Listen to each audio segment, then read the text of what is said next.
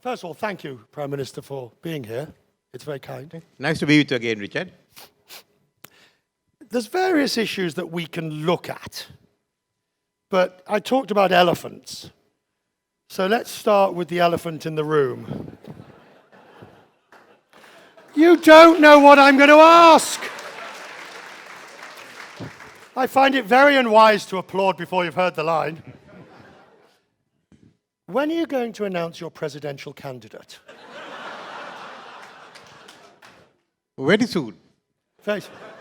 Does that mean you're not going to tell me now? No. Why should I? That's the secret. We'll move on. Let us go straight to the... We'll talk over the course of the next 20 minutes or so. We'll talk about the whole area of tourism and government policy and where you see your role. But let's talk a little bit about what did happen. The safety of tourists in this country. You're going to tell me you can guarantee that the country is safe. How can you do that? We've learned from the Easter Sunday explosion. That was a big setback. So now we've ensured that we follow up on all the information that we receive. However difficult it is, we have to act on information, look at it, and then decide whether to discard it. Secondly, is the fact that we are taking a very close look at the ISIS. Until then, we were looking at terrorism in general. We were looking at what was happening in Jaffna, in different parts, but I wouldn't say that we had given prior to ISIS. We are now giving to the extreme elements, not only the ISIS, but there are others also who are on the border lines as far as preaching hate is concerned. I suppose it does beg the difficult question that the situation ever got so bad within government that this security breach could ever happen. That a level of lack of communication and dysfunctionality allowed this to happen. How can you guarantee that that's been repaired? Well, what has come out so far, we also want to know, is the fact that this was discussed from 9th of April. Unfortunately, that's a holiday period.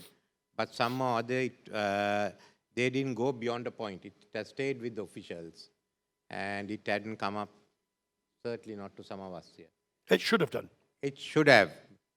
They sent out the letters of warning, but the question is, why wasn't there a follow-up? Do you think that there are numerous, and I don't want to dwell on this for too long, believe me, but there are numerous investigations taking place at different levels, parliamentary and so forth.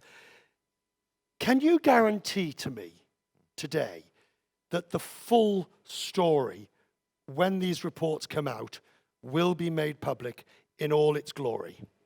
Certainly, the Parliamentary Select Committee report will be made public. And now there's also a request by His Eminence the Cardinal for the appointment of a commission. We said, let the Select Committee report be out.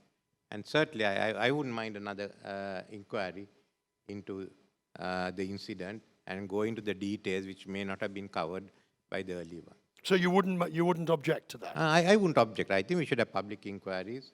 And I was happy that the Select Committee also made their inquiries public. It was a defining moment for your tourism industry, wasn't it? Which was growing well. What is the lesson do you take from this? The lesson is whatever part of the world, we are facing a new threat. We've got to work together, and we can't disregard the information that comes in, however improbable it may look. Right, and however difficult it is within government. However difficult it is, because if the security system works, then the information must go out to the people. Okay. On this question of what you see as the government's role in tourism, because it's an interesting one. If you think about it, you set the parameters, you make the visa requirements, you do all of these things, but the private sector has to deliver the product. So what do you view as your role? Well, as we said, we've got to set the parameters, look at the long term. I mean, you raised a very interesting issue. Should it be 5 million in 2 years, or should we plan longer for the infrastructure, build up the experience? Now, those are the key issues with the government and the trade have to work together. Then thereafter, the trade must take over. What's happened in Sri Lanka, unfortunately, is at the very inception in the late 60s, the government played a leading role. And many people still expect the government to play the leading role. No, we have other tasks in tourism, protecting the environment, looking at the visa regimes, how we get in, ensuring standards in the hotel, funding training. But the actual hands-on delivery has to be done by the industry. And the industry no longer is a few large operators and a few large hotels.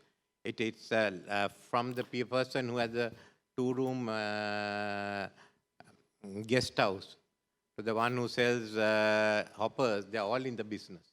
And we've seen that as a result of the Easter explosion. So you think, to some extent, historically, government has been seen as pardon the phrase, the mother of it all, in the sense of it's responsible for all. Yeah, government has been seen. The government also must get out of it and not try to regulate too much. Now that's the point. That's the point, sir. I suggest that government wants it both ways. That what you say is, we can no longer do this. It has to be the private sector.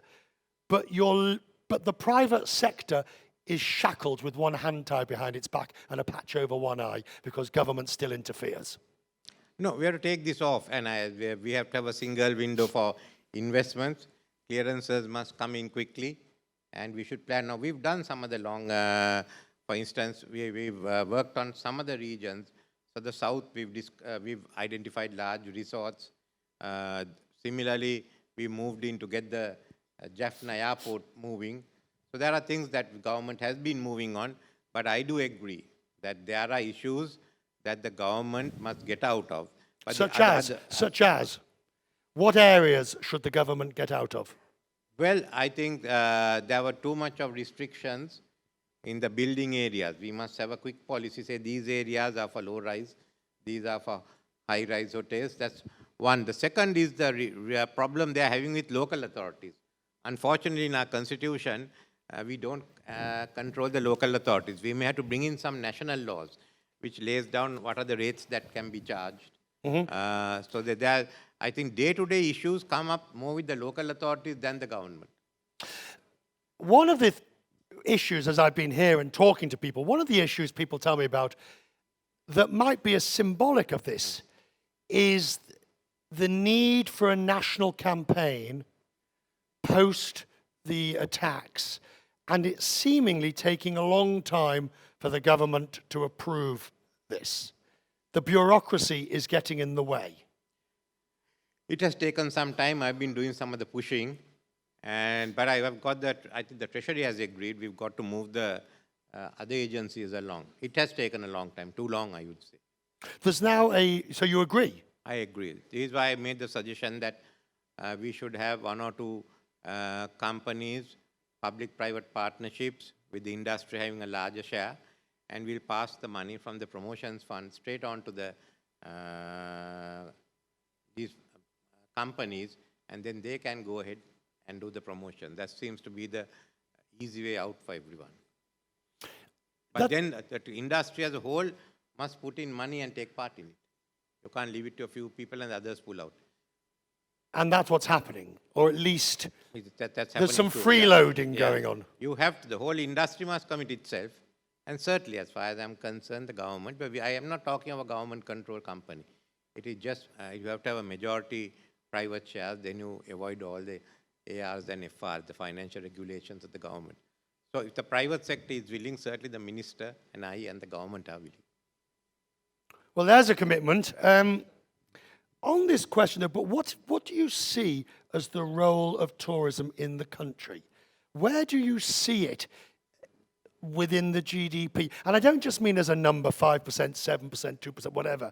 I mean, my experience of tourism is that everybody does a good talk, but nobody gives it the resources it deserves or needs.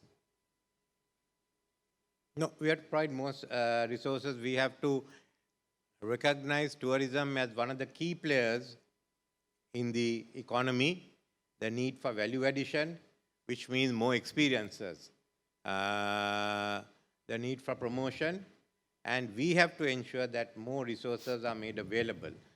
But it also means that the private sector must also invest more capital, and we have to have foreign investment in tourism if it is to grow big. Is there you're describing a virtuous cycle where private sector brings in money, government does proper regulation, so more private sector money comes in, but you're not there yet, are you? No, we've done a lot of the groundwork. We can break through in the next year and a half. You think so? Yes, can be done. Why are you so optimistic? Because we've identified all the issues, and we need some laws, 1 or 2 major laws which will allow this to take place. Okay. I realize in a room like this, nobody is going to say to you, you're dreaming. Yeah, but I always dream and do it. Good answer. But if, Prime Minister, somebody thinks in this room, he's talking a good talk, but what he's saying bears nothing like the reality, can they contact your office? You can. You can. Not me, you. Yeah. What about infrastructure? Many of them have been in touch with me after the blast. Yes. And we've been adjusting, yeah. I think we all got together and decided we'll get the numbers up before the winter season. I must thank everyone from the industry and many other departments of government who got together. Otherwise, it would not have been possible. And we did some things which couldn't be done earlier, reducing the ground handling charges, removing some of the others. Maybe as Winston Churchill said, crisis is the real opportunity. It is, isn't it? It is. Because you can get things... We reacted much faster in a month than I could have done in 6 months' time. We just got everyone together and kept pushing them. And we've had all our major festivals. We had the Candy Perhara and the other Perharas. We've had the Hindu festivals in Jaffna. We've had the Catholic festivals. We've got through all of them without a single incident.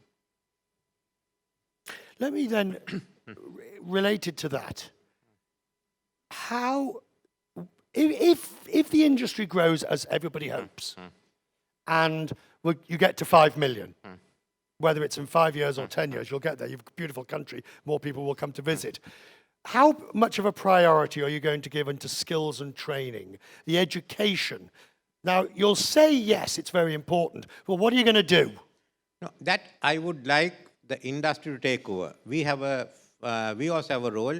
We can give some fundings for the institutions, and we are prepared to give easy payment or no interest loans to all the students who follow the courses.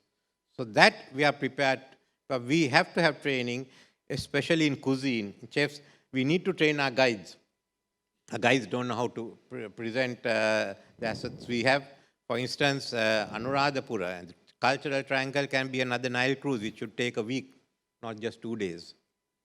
How are you going to do that? How do you create an environment? And it's not your job per se, but the Ministry of Education, the Minister of Training and Vocation. We have to do it because, Richard, looking at our plan, we've laid the infrastructure groundwork for investment. But any type of investment such as manufacturing, exports, will take you 6, 7, 8 years. It will be 10 years before you get the full benefit. But in case of tourism, you can do that in 5 years. So for the next circle of 2025, tourism is a major player in creating incomes and jobs. Right. What about the infrastructure to cope with it all? Well, we'll have the infrastructure all the way down south. We have the infrastructure into Kandy. From there, the infrastructure is manageable. And we have the Colombo airport. We will have the Maddala operating. We have Jaffna and Batticaloa. It's a question of having more flights for the other internal airports. But the key places are available, and even the roads to Nuwara have improved. So we can manage in the next 5 years. So you don't think more needs to be spent on infrastructure? We need like water and others. Road infrastructure has come in. Electricity is in place. It's just shortening the time needed for the connections. But water, yes. Disposal of garbage. And we need, it's more time in many other activities for creating the experiences. As the hotels, for one example, as the hotels expand, there won't be enough pianists just to play around. Do you play the piano? I used to. Oh, well, there's a job after politics for you. Fun? Appearing nightly, the former Prime Minister. Yeah, why not? Prime Minister, I'll do a duet with you. Okay. What do you play? Chopsticks? Yeah. The old, you hum it, I'll sing it. Prime Minister, does Sri Lanka need a national airline? Well, if you're willing to pay $1 billion, why not? We need a national airline, but we've got to, it doesn't mean the national airline has to be government-owned. That's the first thing. I think we should have private management of the national airlines. All right. And the national airline must focus on a few routes and allow the rest to be brought in. I mean, it was, as someone said, it's between Sri Lanka and Sri Lanka. Which Sri Lanka do you want? All right. But aren't many of Sri Lanka's airlines' problems the result of government interference and meddling? Well, certainly it was a question of government interference, and we have a debt of about $1 billion. We all have to pay that. Well, no, I'm not. Why, Richard, each time you come here and you pay VAT, you're paying a part of it. Oh. I knew you'd get money out of me at some point. As we come to the end here, Prime Minister, the industry is vital. The industry is fundamental to it. Can you assure us today that it is not going to be a political football? It won't be a political football. I think already people have, the industry players at different levels have taken it over. And what I found rather interesting was that after Easter bomb, politicians, irrespective of their parties, were all pressing us, get it moving, get it moving. That was all that mattered. Wherever there were tourist centers like Dambulla, Negombo, it's the same message that came. And for 2 months, Parliament, we had to listen to all that advice the opposition gave us as to how the tourist industry could start moving. And you're going to do it? We'd done it by the time they were talking. Finally. Are you sure you won't tell me who the presidential candidate will be? You know, Richard, I'm a bit frightened because every politician wants a top job and all of them have got frightened and they say, oh, all 225 must be thrown out. Thank you very much, Prime Minister. Thank you.